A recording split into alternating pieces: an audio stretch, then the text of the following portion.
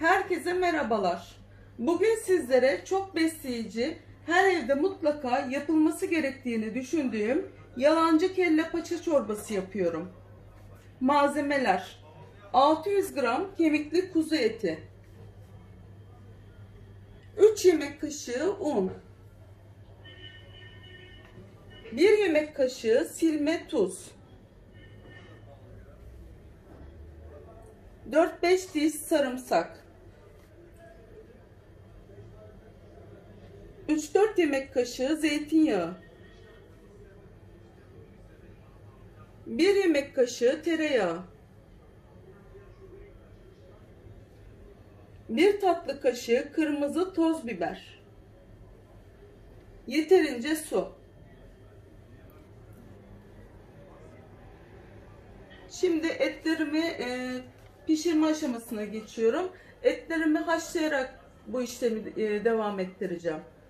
Şimdi tencereme etlerimi alacağım. İsterseniz siz bunu düdüklü tencerede de yapabilirsiniz. Hiç fark etmez ama ben düdüklü tencerede yapmak istemediğim için iyice iliğinin ve kemiğinin bütün vitaminlerinin suya geçmesini istediğim için bu şekilde yapmak istiyorum. İyice ben bu şekilde üstüne suyunu ilave edip bu şekilde pişirmeye bırakıyorum. Bu şekilde haşlanacak etlerimiz ve kemiklerimiz ve içindeki iliği hem suyuna geçecek, bütün vitaminleri suyuna geçecek. Bu kemik haşlamanın da püf noktaları var. Altını kısarak kaynadıktan sonra yavaş yavaş pişirme bir püf noktası ve üstüne kef denilen bir köpük çıkıyor. O köpüğünü alırsanız eğer etiniz daha güzel olur. Onlar kan, yani bunun içindeki kanının üst yüzeyine vurması demek. Onları mutlaka toparlamamız ve atmamız gerekiyor. Güzel bir et suyu ve kemik suyu elde edebilmemiz için. Şimdi bunun suyu biraz az oldu. Ben su ilave ediyorum. Çünkü ben suyunu çektire çektire pişireceğim ve bütün kemiğin hiçbir şekilde bütün vitaminini içine almasını istiyorum suya. O yüzden bir de tuz eklemiyoruz. Çünkü tuz eti sertleştirir.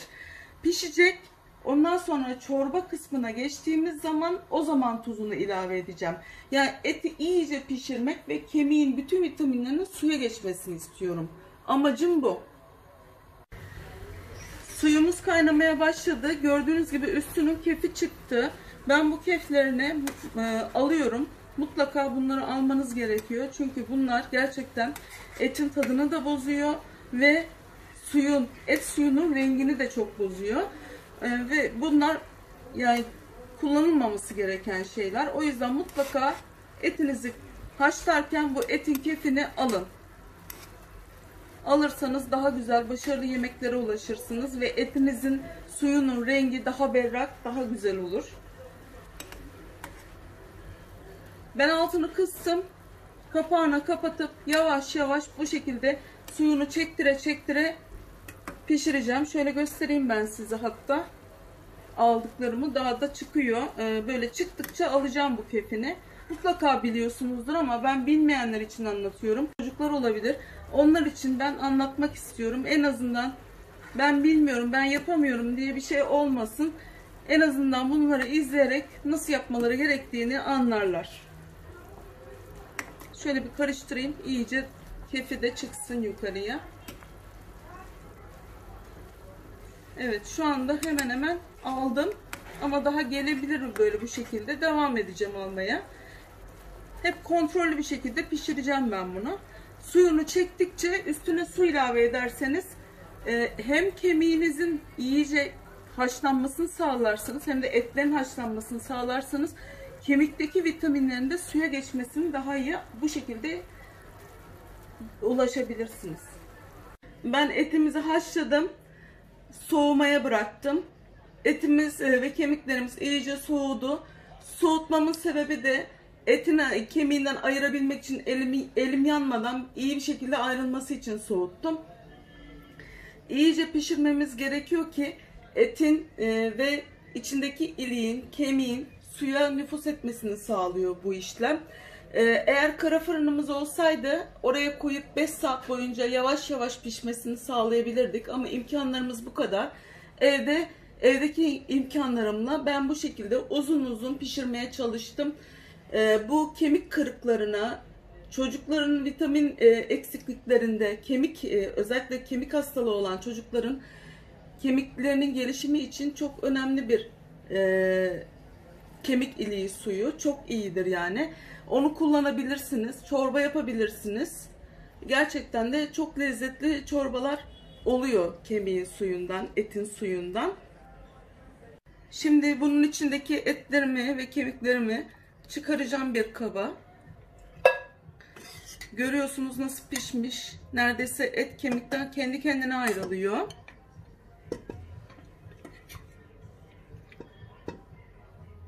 Evet, ben devam ediyorum işlemime. Kimileri ayrılmış bile hatta içinde kendi kendine.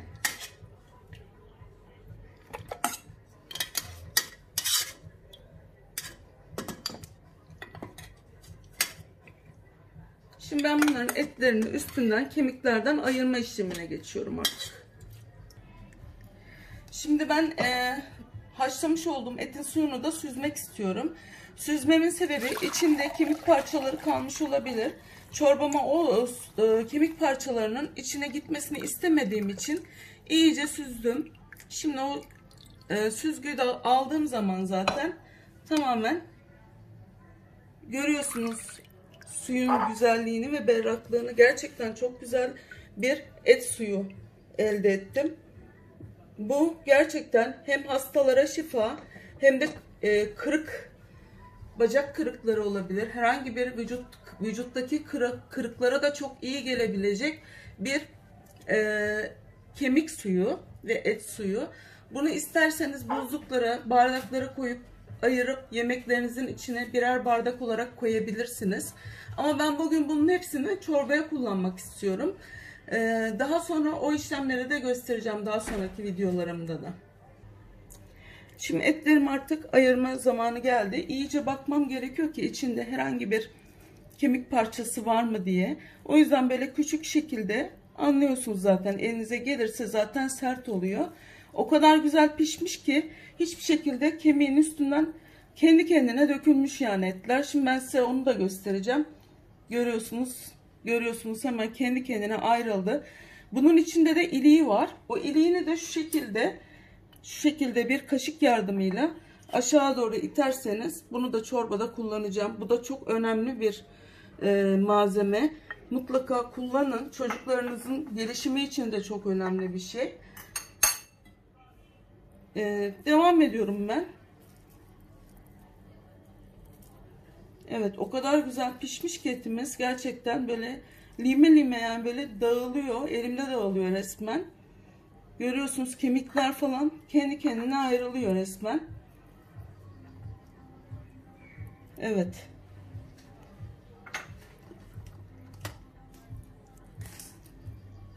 Bu şekilde böyle dikkat ederek içinde kemik bırakmadan temizlerseniz çok daha güzel olur. Evet. Bu çorba gerçekten çok lezzetli bir çorba. Çocuklar severek içiyorlar. Çünkü hiç böyle etin o baskın tadı olmuyor. Çünkü neden? Un var içinde.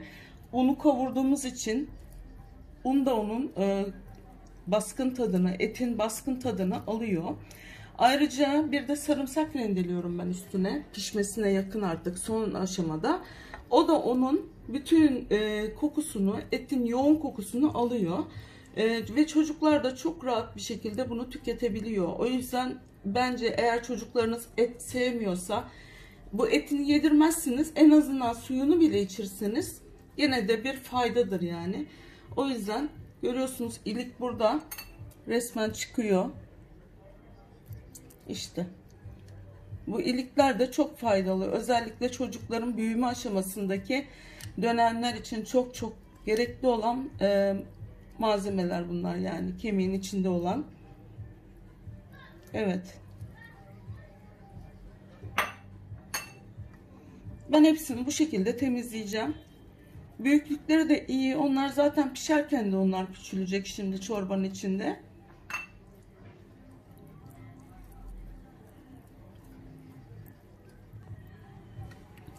Özellikle bu kemik suyu veya kemiğin haşlanmış şekli diz eklemleri için çok çok önemli. Çünkü diz eklemlerindeki kolajen maddeyi sağlıyor bu kemiğin suyu ve kullandığım bu ilik, içindeki ilik. Bunları zaten doktorlar da aynı şekilde söylüyorlar. Herhangi bir kırığınız varsa doktorlar hemen kemik suyu haşlaması, kelle paça yapın diyorlar. Ben şu anda kelle paça değil ama yani bir nevi de yakın aslında kelle paçaya bu da. Gerçekten çok çok faydalı bir besin. İsterseniz un koymadan direkt olarak da bu şekilde içine pirinç atarak da pişirebilirsiniz.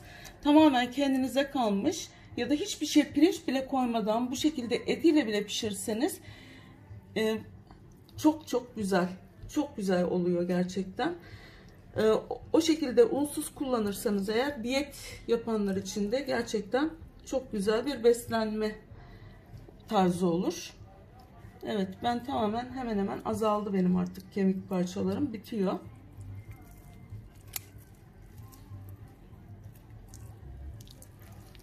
İyice pişmiş, çok güzel ayrılıyor gerçekten. Görüyorsunuz. Bu önemli olan bunun bu şekilde kemikten ayrılması ve bütün vitaminini suya bırakması. Görüyorsunuz çok güzel bir et oluşturdum burada. Hiçbir şekilde kemik girmedi içine. Ona çok dikkat ederseniz en azından çocukların da midesi bulanmadan rahatlıkla yiyebilirler.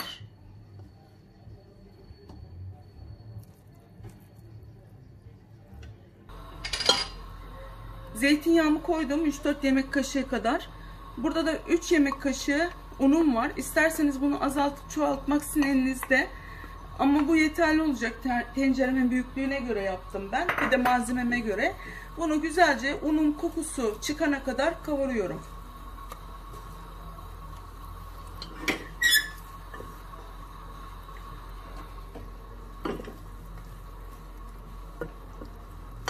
Bunu böyle çok güzel kavurmamız gerekiyor ki un kokusu olmasın çorbamızın içinde.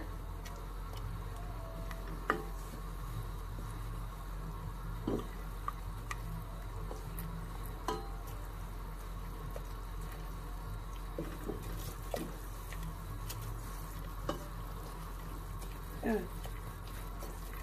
Üstüne biraz daha kavuracağım. Onun üstüne hemen biraz soğuk su ilave edip devam edeceğim böyle pişirmeye. Daha sonra da diğer işlemlerimi yapmaya devam edeceğim. Biraz daha kavuracağım yine. Evet, biraz daha kavuracağım. Gördüğünüz gibi böyle unumuz sarardı. Bu sararma yeterli. Çok fazla unu yakmamamız gerekiyor. Önemli olan unun kokusunu almamız. Üstüne soğuk su ekliyorum. Duyuyorsunuz sesini. Bu da unun güzel kavrulduğunu gösteriyor. Evet, hiç topaklanma olmadı gördüğünüz gibi. Önemli olan bu topaklanmanın olmaması. Çünkü topaklanma olursa çorbamız hiç güzel olmaz. Şimdi artık çok az su dökmüştüm. Şimdi artık et suyunu ilave ediyorum.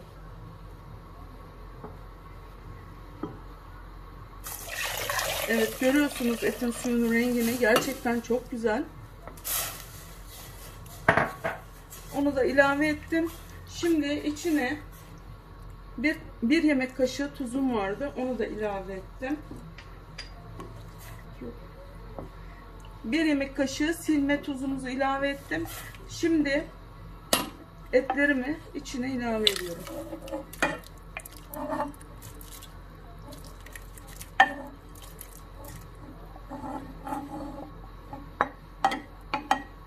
Evet. Şimdi bunu güzelce karıştıra artık pişireceğim. Gerçekten çok güzel, yoğunluğu çok güzel olan bir çorba bu. Şimdi yoğunluğuna göre isterseniz siz su ilave edip açabilirsiniz. Nasıl istiyorsanız yoğunluğunu. Ona göre kendiniz ayarlayabilirsiniz. Biraz daha su eklemem gerekecek üstüne. Biraz pişireyim, ondan sonra ilave edeceğim. Çorbamız kaynamaya başladı. Görüyorsunuz, yoğunluğu da gerçekten çok güzel oldu. İçindeki etler de bu şekilde. Şimdi bu kaynamaya başlayınca içine hemen rendeledim ben. 5 diş sarımsak vardı. O 5 diş sarımsağı içine, rendelemiş olduğum sarımsağı içine ilave ediyorum. Evet. Şimdi bunun hem lezzeti hem kokusu gerçekten çok harika bir tat alıyor. Sarımsak bu çorbaya çok güzel yakışıyor. İsterseniz sarımsağı limonla beraber veya sirkeyle beraber dışarıda bir sos olarak hazırlayabilirsiniz. Öyle koyabilirsiniz. Böyle de yapabilirsiniz. İki çeşit yöntemi var. Ama gerçekten bu şekilde olunca çok güzel oluyor. Biraz altını kısıyorum hemen. Evet, gerçekten çok güzel bir çorbamız oldu. Şimdi artık çorbanın kapağını kapatacağım. Üstüne tereyağıyla tatlı kırmızı biber, toz biberim var. Onu beraber birazcık yakacağım tereyağıyla.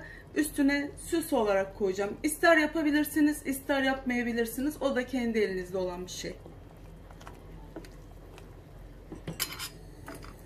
Tereyağımızı koydum. Bir tatlı kaşığı kadar da şeyimiz vardı, bizim toz kırmızı biberimiz vardı. Şimdi onun içine ilave edeceğim. Biraz yağın erimesini bekliyorum şimdi. Bunu isterseniz yapabilirsiniz, istemezseniz yapmayabilirsiniz. Tamamen kendi tercihiniz. Ama ben bir görsellik olsun diye, hem güzel bir sunum olsun diye yapmak istiyorum.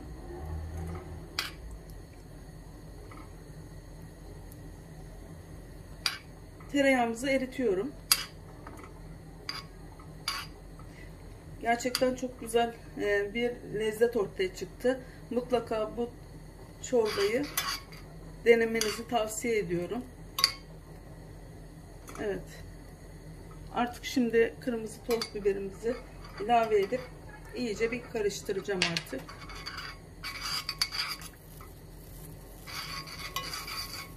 İsterseniz salça da koyabilirsiniz toz biber yerine. Tamamen kendi tercihiniz. Bu da çok güzel yakışıyor. Hem lezzet veriyor.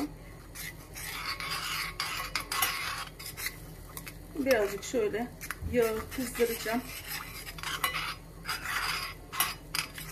Görüyorsunuz rengin güzelliğini, çok güzel oldu.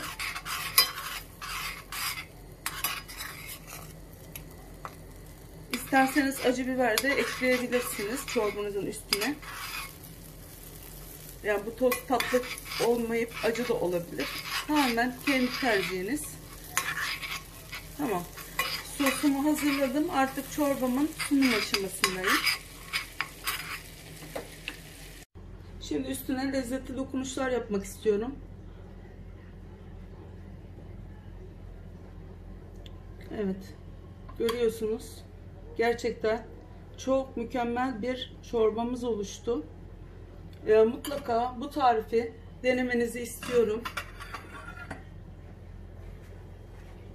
Kanalımıza abone olmayı, yorum yapmayı ve beğeni yapmayı lütfen unutmayın.